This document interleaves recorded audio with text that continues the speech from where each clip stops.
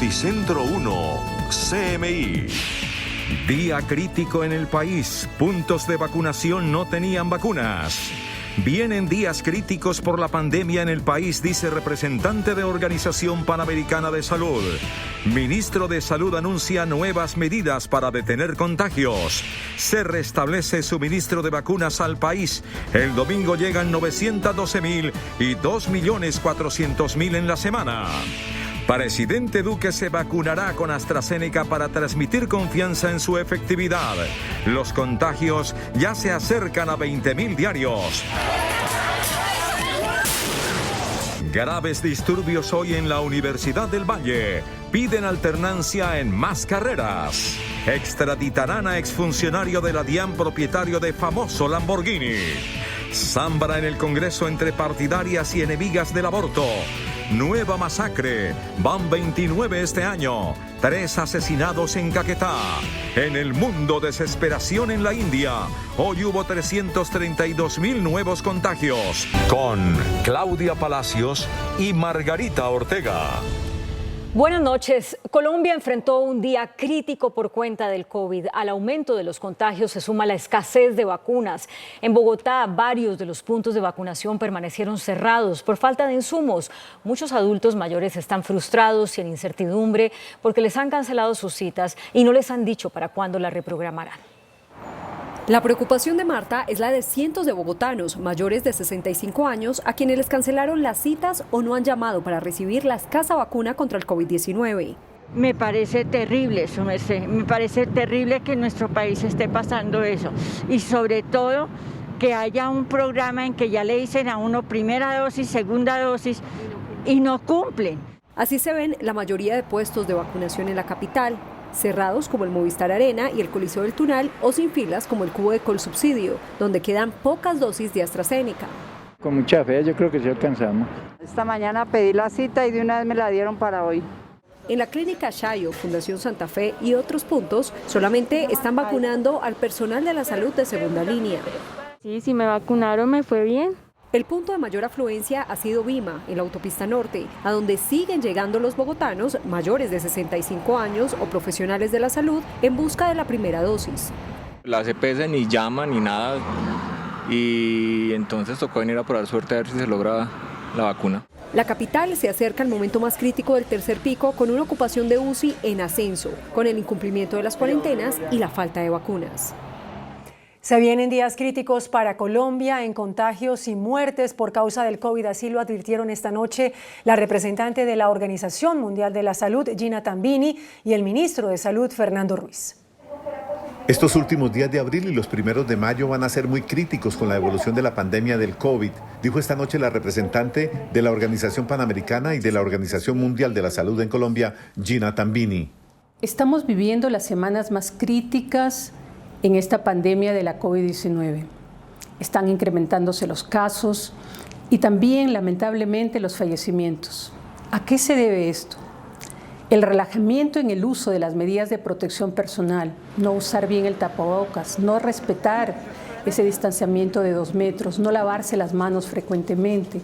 Obviamente lo que nos indica esto es que la afectación está creciendo. Colombia tiene un número de susceptibles todavía muy grande y es necesario, por lo tanto, mantener todas las medidas de bioseguridad y en los próximos días, de acuerdo con el comité asesor, estamos analizando también entre el lunes esta situación para tomar medidas referentes.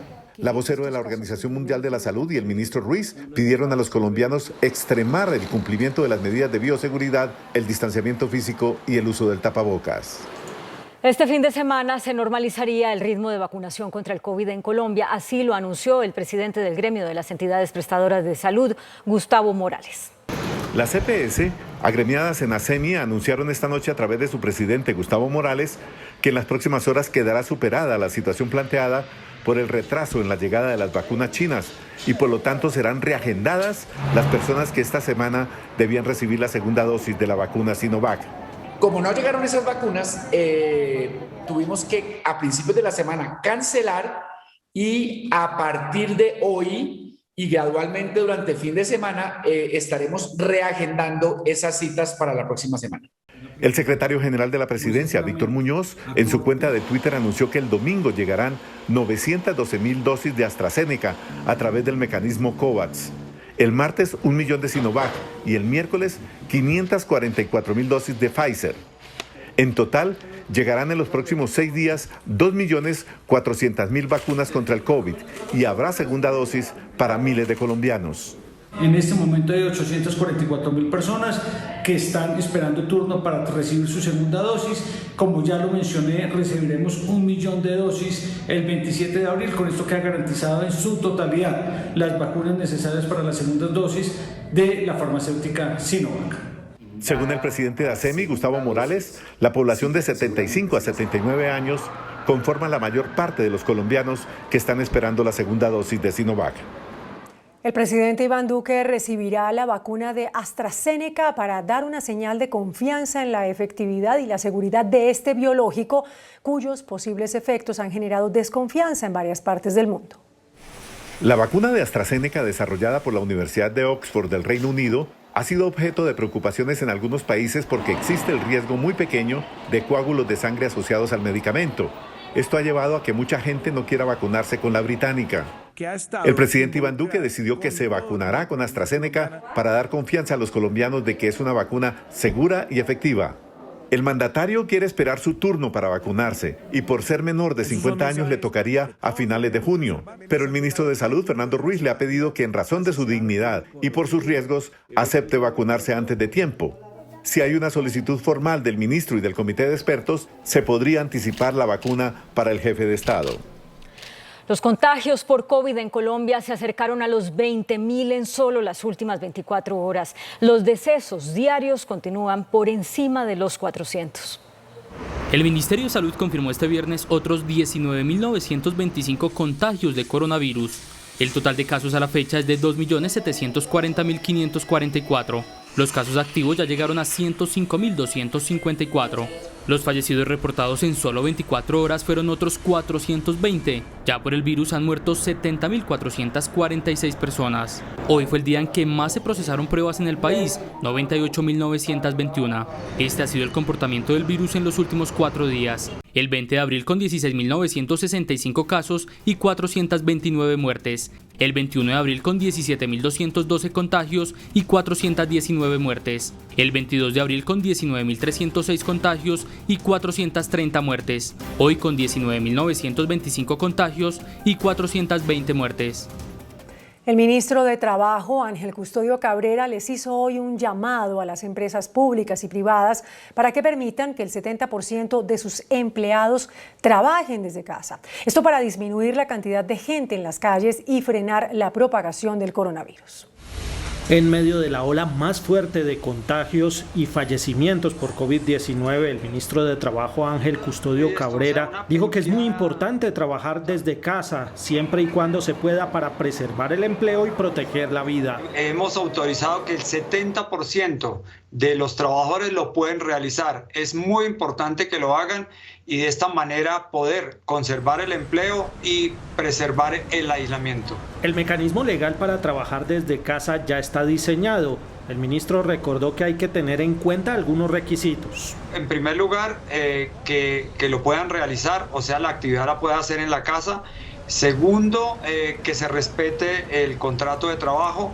Tercero, informar a la ARL para que sepa que está realizando esta actividad. Y lo otro, el subsidio de conectividad que ya se aplica. Se calcula que durante la pandemia ya son 3,5 millones de empleados los que trabajan desde casa. Bogotá se prepara para endurecer las medidas para hacerle frente a la crisis hospitalaria generada por el aumento de los contagios con COVID-19. El actual esquema de cuarentena cambiaría dada la ocupación del 90% de las UCIs. Bogotá cada día está más cerca del colapso hospitalario. Por eso, este domingo, en Comité Epidemiológico Urgente se endurecerán las medidas. Se estudia, entre otras cosas, invertir el 4x3, es decir, 4 días de confinamiento por 3 laborales y empezar el toque de queda a las 6 de la tarde. Además, controlar el aforo en el transporte público. Y es que en algunos hospitales ya hay pacientes en cola. La asignación de UCI cada vez es más demorada. Estamos más o menos en 24 a 36 horas. La saturación de los servicios no se está reflejando en las cifras oficiales. Por ejemplo, la clínica San Francisco de Asís aparece con una ocupación del 64.7%, pero ya está llena. Tenemos 17 camas de cuidados intensivos COVID. Ya están todas copadas. La situación es tan preocupante que el Colegio Médico de Bogotá pidió declarar la alerta roja hospitalaria nacional y reevaluar la alternancia en los colegios, así como las cuarentenas. Definitivamente los esquemas de 4x3 no están funcionando. La capital cerró la semana con el 90% de ocupación en UCI y 196 camas disponibles. Hasta las 0 horas del próximo lunes, Bogotá está en un confinamiento estricto. ¿Qué se puede hacer y qué no durante este fin de semana? Aquí les decimos. Bogotá está en cuarentena estricta por tercer fin de semana consecutivo.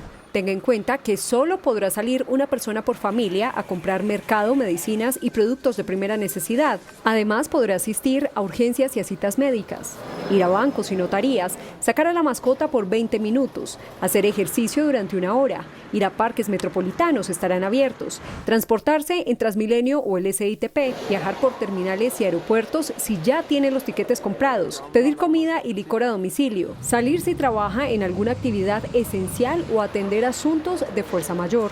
Lo que no puede hacer durante estos días de restricción es asistir a clases presenciales en jardines y colegios, salir a pasear, ir a ciclovía, ir a restaurantes, pues solo operarán a puerta cerrada y con domicilios, hacer visitas familiares, consumir licor en establecimientos comerciales y en el espacio público, ir a gimnasios, iglesias o sitios de aglomeración. La cuarentena terminará el lunes a las 4 de la mañana y recuerde que se mantiene el pico y cédula hasta el 3 de mayo. Y en las principales ciudades del país hay escasez de vacunas contra el COVID-19, lo que ha obligado a reprogramar la aplicación de segundas dosis. Así quedaron los puntos masivos de vacunación hoy en Medellín. Por ahora la aplicación solo será para segundas dosis. El nivel de ocupación UCI en el departamento de Antioquia es del 98%. Autoridades estiman que la alta cifra de contagios y muertes continúe hasta mayo, pues solo hasta hoy se ven los casos contraídos hace 3 semanas. Debido a la falta de vacunas de Sinovac para segundas dosis, la Secretaría de Salud señaló que se han tenido que reprogramar las citas de los usuarios. A la fecha se han puesto 51.567 vacunas de Sinovac en Cartagena y un total de 92.684 biológicos en general. Con puestos de vacunación activos los 7 días, Bucaramanga y su área metropolitana cuentan con vacunas para adultos mayores y personal médico hasta la próxima semana. A hoy Santander ha recibido 248.316 dosis. Diariamente se aplican 9.000 y en total 145.611 personas han recibido su primera dosis. En puestos de vacunación de la CPS en Barranquilla se cancelaron las citas programadas para aplicación de la segunda dosis. Igual no se programan citas para la primera inoculación. En esta capital, ni la alcaldía ni la gobernación han informado cuál es el número de dosis aplazadas. Las dificultades en vacunación contra COVID-19 en el departamento han sido por la falta de agendamiento de las personas o ciudadanos que se acercan a los puntos en horarios diferentes o fuera de las jornadas. Según la Secretaría de Salud de Risaralda, la vacunación se está cumpliendo de acuerdo con las dosis que llegan desde el Ministerio de Salud. Una batalla campal se presentó al interior de la Universidad del Valle durante una protesta de los estudiantes que desde hace una semana reclaman la aplicación de la alternancia académica en más carreras.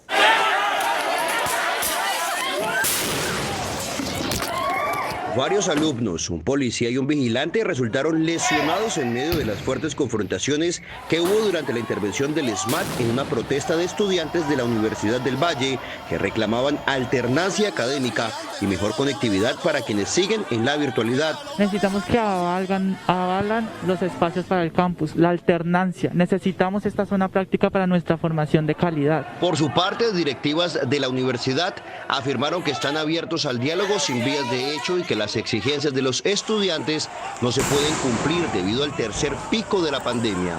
Nos tocó bajar la alternancia y que solamente la tuvieran los que requieren laboratorio, como todas las ciencias de la salud y otras como artes, como los danzas. Asegura desde la Gobernación del Valle que los estudiantes de estratos 1, 2 y 3 reciben gratuidad en los procesos de formación académica. La asamblea estudiantil fue pospuesta tras la intervención de la policía. Integrantes del CTI de la Fiscalía capturaron a 9 personas, entre ellas a 5 funcionarios de la registraduría vinculados a una red de venta ilegal de cédulas. Un nuevo hecho de corrupción fue detectado en la registraduría por cuenta de una investigación interna de la entidad y de la Fiscalía.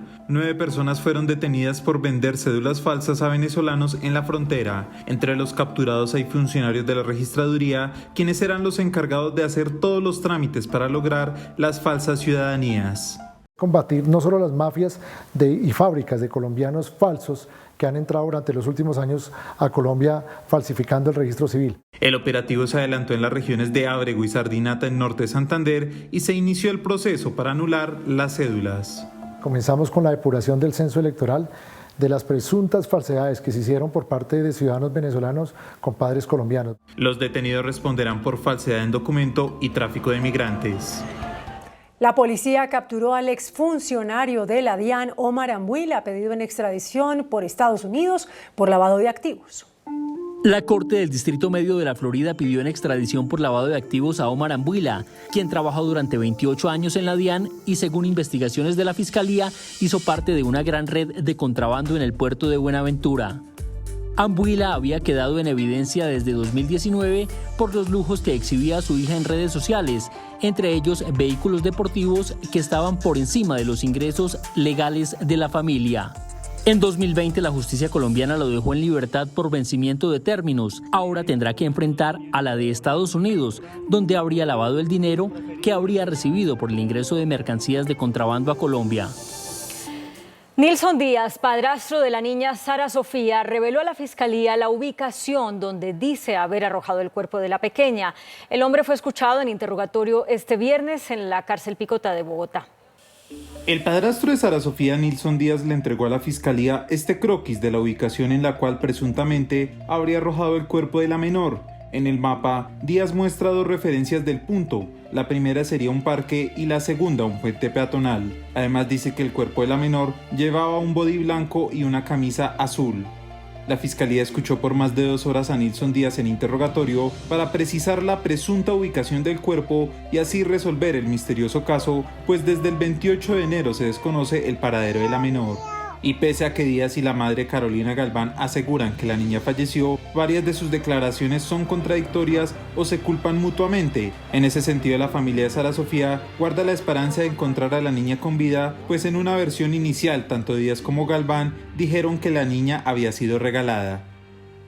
A partir de hoy, el Supercade Manitas en la localidad de Ciudad Bolívar, en Bogotá, será el escenario que albergue la exhibición Violencia Jamás, una iniciativa de la Embajada de Suecia que busca evitar la violencia contra los menores de edad.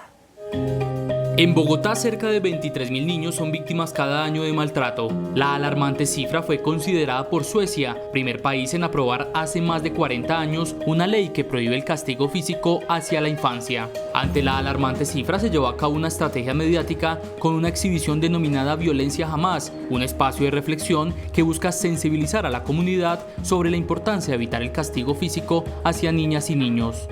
En convenio con la Embajada de Suecia y la Alcaldía Mayor de Bogotá, nuestro Supercade Manitas abre sus puertas a un espacio de reflexión y muestra cultural denominada Violencia Jamás, en donde la Embajada de Suecia pretende mostrar los temas relacionados con la protección a la niñez. Cabe recordar que para el acceso a las instalaciones rige la medida de pico y cédula. Una audiencia pública en la Comisión Primera de la Cámara sobre Derechos Sexuales y Reproductivos terminó en una zambra virtual. La convocante de la audiencia, Ángela María Robledo, calificó de sabotaje las intervenciones de las organizaciones que se autoproclaman como provida. En calma transcurría la audiencia sobre derechos sexuales y reproductivos convocada por la representante Ángela María Robledo. Quienes defendían el derecho al aborto libre entregaron sus posiciones. Nosotros le apostamos a que la experiencia de abortar no sea vivida en el desamparo, la soledad, la incertidumbre, los prejuicios, las violencias, los viacrucis institucionales, los obstáculos. Sin embargo, el representante de Cambio Radical, Erwin Arias, pidió que fueran escuchadas quienes defienden la vida en iguales condiciones, desatando la zambra virtual. No nos van a sabotear como ustedes quieren la audiencia. Llevamos 4 horas. Usted no respeta la democracia, cambió las reglas faltando 20 minutos. Me llamaron a la lista y acá estoy. No nos la van a sabotear. A mí me está dando 5 minutos y a la gente la cortó en 1 minuto, doctora Ángela. Aquí no vinimos a sabotear, ni me califique a mí de saboteador. Tras las disculpas de parte y parte, quedó en evidencia la división sobre el tema. La Corte Suprema de Justicia advirtió que la estabilidad laboral para las madres con hijos menores de edad o en situación de discapacidad también aplica para las mujeres que demuestren que sostienen a su familia, así tengan hijos mayores.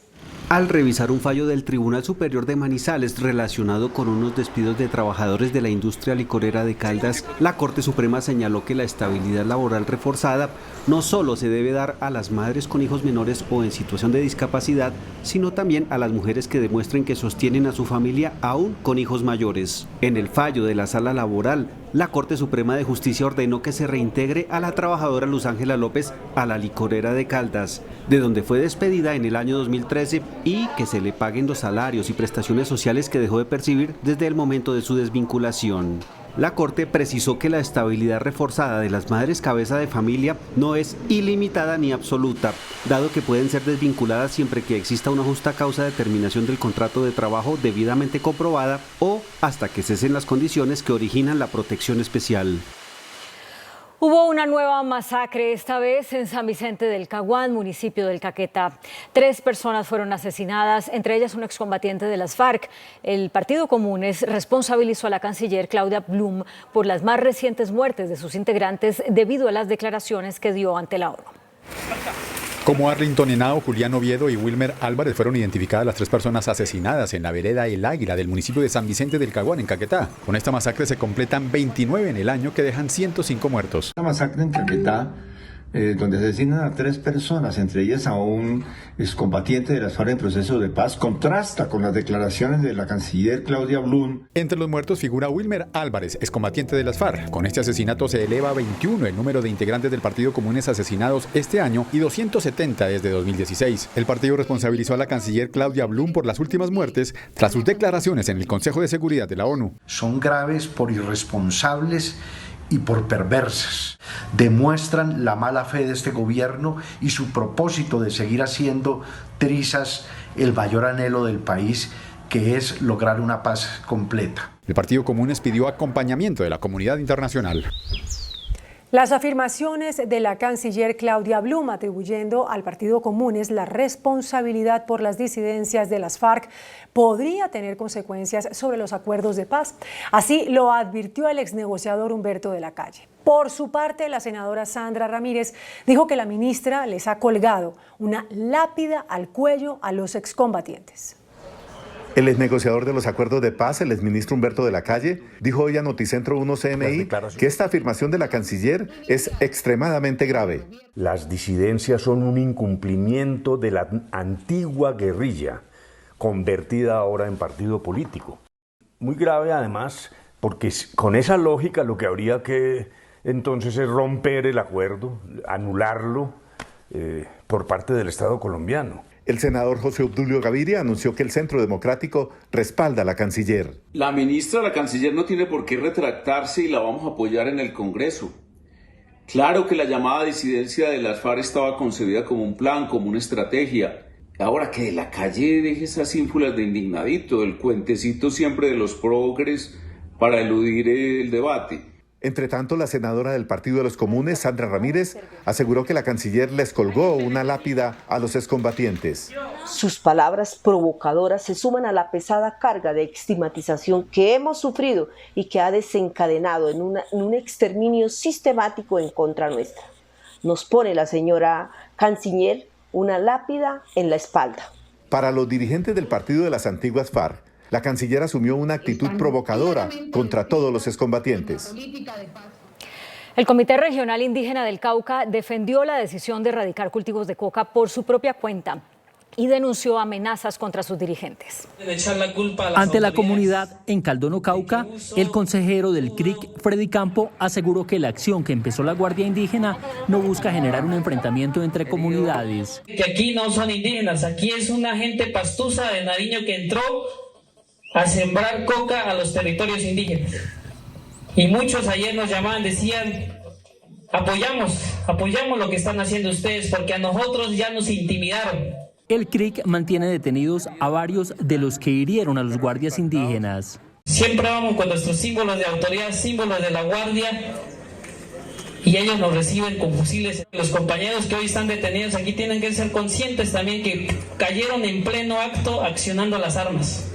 La Guardia Indígena negó que este intento de erradicación de cultivos de coca haya sido acordado con el gobierno. Congresistas del Cauca pidieron al gobierno una acción más decidida para detener el cuadro de sangre que afronta esa zona del país, donde se presentó precisamente un enfrentamiento entre erradicadores y sujetos armados. Parlamentarios del Cauca calificaron como crítica la situación de orden público en el departamento. Hacemos un llamado al gobierno nacional firme para que por favor no permita que este departamento se siga deteriorando. Es de la responsabilidad del gobierno evitar este cuadro de sangre que hoy tenemos. Los representantes en el Congreso de esta región aseguran que los habitantes están en medio del fuego cruzado de grupos ilegales y que los indígenas tienen el derecho de ejercer control sobre sus territorios. Se han dado consejos de seguridad, pero aún sin resultados. La iglesia, la gobernación del Cauca, los alcaldes, los gremios, todos clamamos porque haya una solución. Esto es inversión social, pero también hace falta concertación. Mientras esto sucede, continúan las amenazas a líderes sociales en el Cauca. Se formó una polémica por el viaje de varios representantes a la Cámara a Miami para llevar a cabo una sesión parlamentaria en el marco del Estatuto del Migrante. Algunos sectores criticaron ese desplazamiento en medio de la pandemia. Según este documento, la audiencia en Miami fue aprobada desde el año anterior. A ella asistirán cerca de 20 congresistas que participarán en el análisis del proyecto que crea el Estatuto del Migrante. Varios sectores criticaron este viaje, pues aunque los gastos son asumidos por los congresistas, aseguran que estos aprovecharán para vacunarse en medio de la pandemia. Aunque algunos parlamentarios confirmaron el viaje, otros participarán en forma virtual. Mi asistencia a esta audiencia pública se realizará de manera virtual desde Colombia y no de manera presencial en los Estados Unidos. Sin embargo, quiero ratificar mi apoyo irrestricto a este importante proyecto de ley. La sesión de la Comisión Segunda se cumplirá el fin de semana del 1 y 2 de mayo en la capital del Sol. El presidente de la ANDI, Bruce McMaster, presentó lo que podría denominarse una contrarreforma al proyecto de reforma fiscal radicado por el gobierno en el Congreso. Los empresarios ponen en la mesa una de las alternativas para que el gobierno busque los ingresos necesarios para tapar el hueco fiscal generado por la pandemia. La idea es dar herramientas diferentes a las consignadas en el proyecto radicado al Congreso, el cual busca cambios en el IVA y ampliar la base en el impuesto de renta para naturales. La propuesta liderada por la ANDI significa un total de 29.4 billones de pesos a través de la suspensión de las medidas tributarias de la reforma de 2019, enajenación de activos y disminución del gasto y la evasión fiscal. Que el Estado cuente con los recursos suficientes para asegurar su sostenibilidad y poder asegurar también la atención de los programas de emergencia. En las medidas tributarias se obtendrían 12.4 billones de pesos con la suspensión en el descuento del ICA, aplazar el descuento en la renta y mantener el impuesto al patrimonio. Por otro lado, la venta de activos como ISA representará más de 14 billones de pesos, sumados a una reducción permanente de 3 billones de pesos en la evasión y el gasto. Un debate constructivo, un debate que piense en el país alrededor de cuál es la reforma tributaria que Colombia hoy en día puede tramitar. La propuesta será evaluada por el Congreso. El viceministro de Hacienda, Juan Pablo Zárate, afirmó que la reforma tributaria propuesta por el gobierno no afectará la inflación. Para el Gobierno Nacional, la reforma tributaria planteada al Congreso no afectará las metas de inflación fijadas por el Banco de la República de un 3%. Pese a la advertencia de varios sectores, sobre todo de los gremios agrícolas, de futuras alzas en los alimentos por la eliminación de los exentos, estos no representarán presiones al índice de precios. No haría ninguna mella en las expectativas de inflación ni activaría procesos inerciales y salariales complejos, porque estamos por debajo de la meta de mediano plazo del Banco de la República. Entonces, creo por el contrario que si hay algún momento, desde el punto de vista de la política monetaria, para absorber este choque de la política fiscal, es este. El pronunciamiento lo hizo durante la charla virtual del Banco Itaú.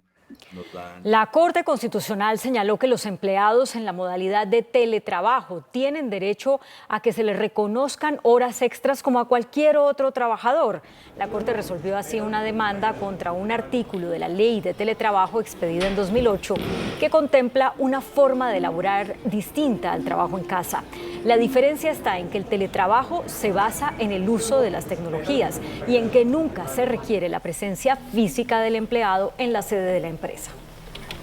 La Superintendencia de Industria y Comercio negó la integración de las empresas Bavaria y Coca-Cola. A través de una resolución se objetó el proceso de integración que buscaban ambas compañías para el fortalecimiento comercial de sus productos. La decisión de la Superintendencia responde a que ambas empresas tienen una amplia participación en el mercado que pone en riesgo la competencia. El índice de capitalización de la bolsa, que mide el comportamiento de las 20 principales acciones, cerró a la baja. El índice de capitalización de la Bolsa de Valores de Colombia bajó 1,07% a 1.282 puntos. La acción preferencial de Cementos Argos fue la que más subió, con una valorización de 0,51% a 3.940 pesos. La acción del Grupo Aval fue la que más bajó, con una pérdida de 4,48% a 1.129 pesos. La acción más negociada de la jornada fue la de Preferencial Bancolombia, al movilizar más de 18.000 millones de pesos. El dólar cerró al alza. Indicadores económicos en Noticentro 1, CMI. La tasa representativa del mercado que regirá hasta el próximo lunes será de 3.640 pesos con 7 centavos. Los profesionales del cambio compran la divisa en promedio entre 1.430 pesos y la venden entre 1.470 pesos. Un euro cuesta 4.389 pesos con 50 centavos. La libra de café en Nueva York se cotizó a $1 con 36 centavos. El azúcar se transó en 16,94 centavos de dólar la libra. El barril de petróleo WTI se cotizó en $62 con 5 centavos. La referencia Brent para Colombia se cotizó en $65 con 99 centavos. Una acción de Ecopetrol cuesta 2.228 pesos.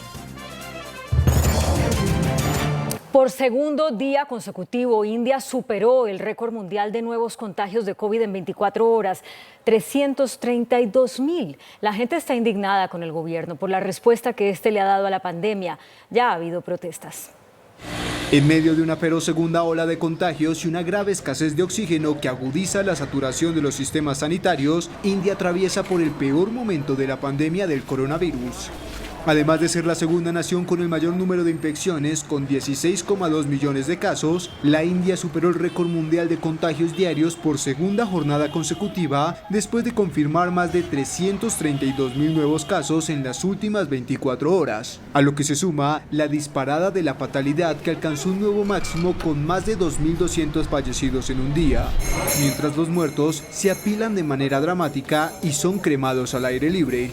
La grave crisis desató una ola de rechazos y protestas contra la tardía respuesta del gobierno. Estados Unidos reanudará la vacunación con el biológico de Johnson & Johnson luego de que los Centros para la Prevención y el Control de Enfermedades levantaran las restricciones tras días de análisis de casos de trombos. Concluyeron que los beneficios son mayores que los riesgos. Durante los últimos 10 días, la vacuna Johnson & Johnson para combatir el COVID-19 estuvo en el limbo luego de que las autoridades sanitarias de Estados Unidos declararon una pausa recomendada para administrar la inyección.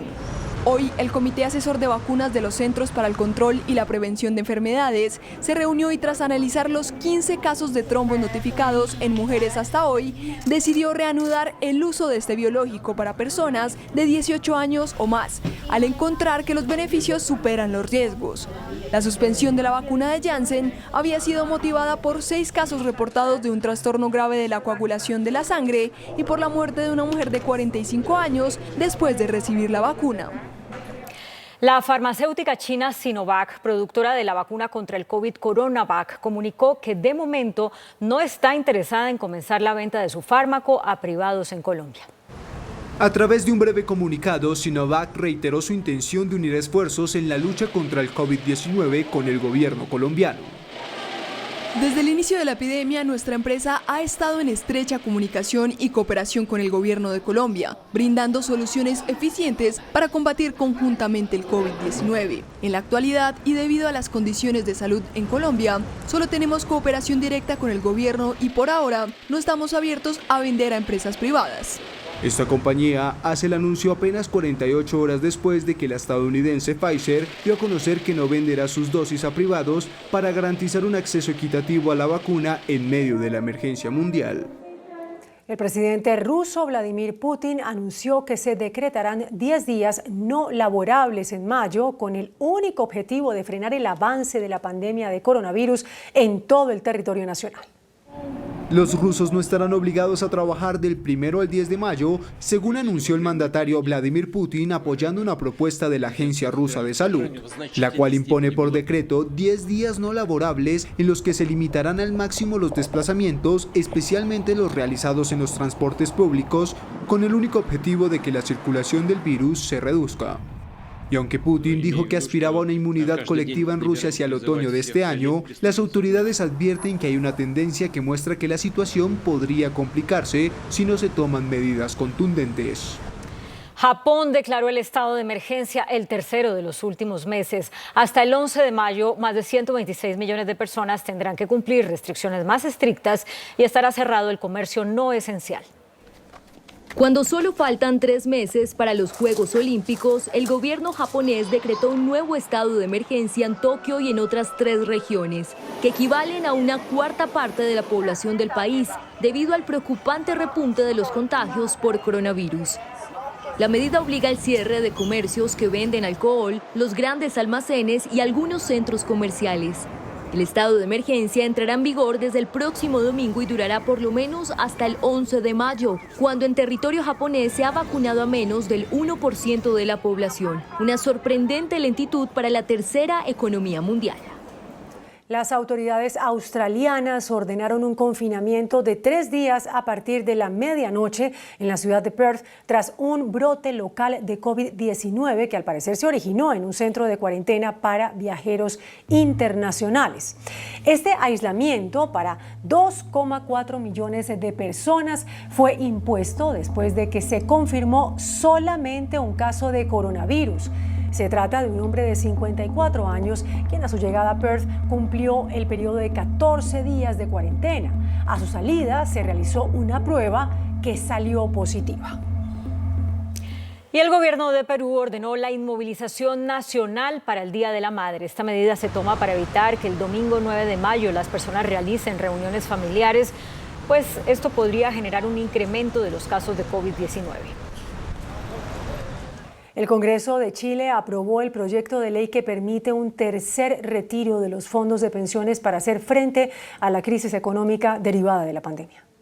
Con 119 votos a favor, 17 en contra y 3 abstenciones, la Cámara de Diputados de Chile ratificó la polémica propuesta que permitirá a los afiliados del sistema privado de pensiones realizar un tercer retiro de hasta el 10% de sus fondos de forma voluntaria.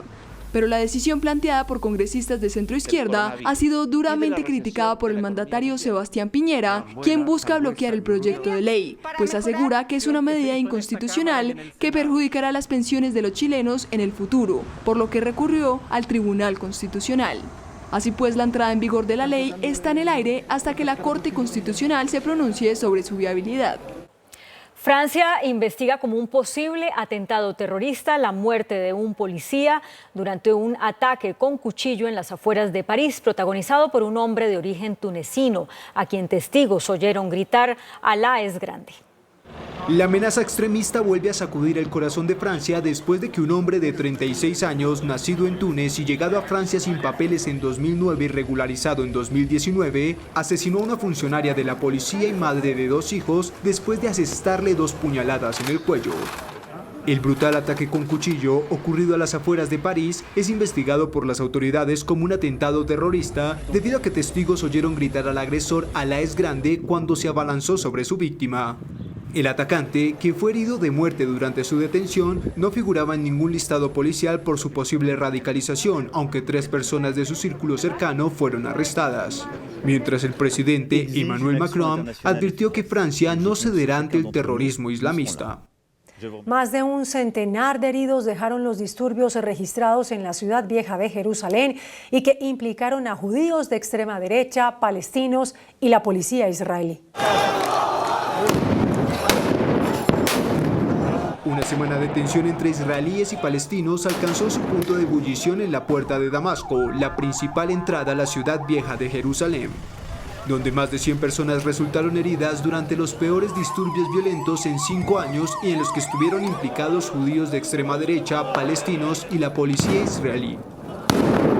Los enfrentamientos comenzaron con una protesta organizada por el movimiento judío de ideología antipalestina La Jaba, en la que según testigos se clamó la muerte a los árabes. Algo que fue percibido como una provocación por los palestinos que regresaban de la oración nocturna de Ramadán en la explanada de las mezquitas, con lo que comenzaron los enfrentamientos que se prolongaron durante buena parte de la noche. Las autoridades de Indonesia que buscan el submarino desaparecido detectaron un objeto fuertemente magnético. Tienen la esperanza de que se trate del sumergible y de poder rescatar a las 53 personas antes de mañana, día en el que se les acabaría el oxígeno. El trabajo contrarreloj de la Marina Indonesia continúa para dar con el paradero del submarino de la Fuerza Naval, desaparecido desde el miércoles en la madrugada durante un ejercicio con torpedos. Uno de los buques de búsqueda detectó hoy una fuerte señal magnética a entre 50 y 100 metros de profundidad, que podría proceder del submarino. Es una esperanza, pero el tiempo se acaba. Estiman que mañana a las 3 de la tarde, hora de Indonesia, se les habrá acabado el oxígeno a los tripulantes, en caso de estar vivos todavía. A la operación de búsqueda y rescate se sumaron este viernes un buque de guerra australiano equipado con un potente sonar y otro helicóptero. El Supremo Tribunal Federal de Brasil confirmó que el exjuez Sergio Moro actuó de manera parcializada al condenar al expresidente Luis Ignacio Lula da Silva en el marco de las investigaciones de la Operación Lava Jato, por las que el líder del Partido de los Trabajadores pasó 580 días en prisión. Lula da Silva ha sumado un nuevo éxito en su batalla contra Sergio Moro, el flamante juez que dejó al expresidente fuera de la carrera presidencial en 2018 y allanó el camino al triunfo electoral de Jair Bolsonaro. Por 7-2, el máximo tribunal brasileño ratificó la decisión que consideró que Moro fue parcial al condenar a Lula cuando lo investigaban en el marco de la Operación Lava Jato, que fue la mayor ofensiva anticorrupción de Brasil, caída ahora en desgracia y por la cual Lula pasó 580 días preso. La decisión del Supremo es un paso más hacia la rehabilitación judicial de Lula y ratifica su posibilidad para disputar las elecciones por la jefatura de Estado en 2022. Estados Unidos pondrá banderas LGTBI en todas sus embajadas y consulados alrededor del mundo. El anuncio lo hizo el secretario de Estado, Antony Blinken, quien explicó que la decisión es para mostrar el apoyo del gobierno a los derechos fundamentales.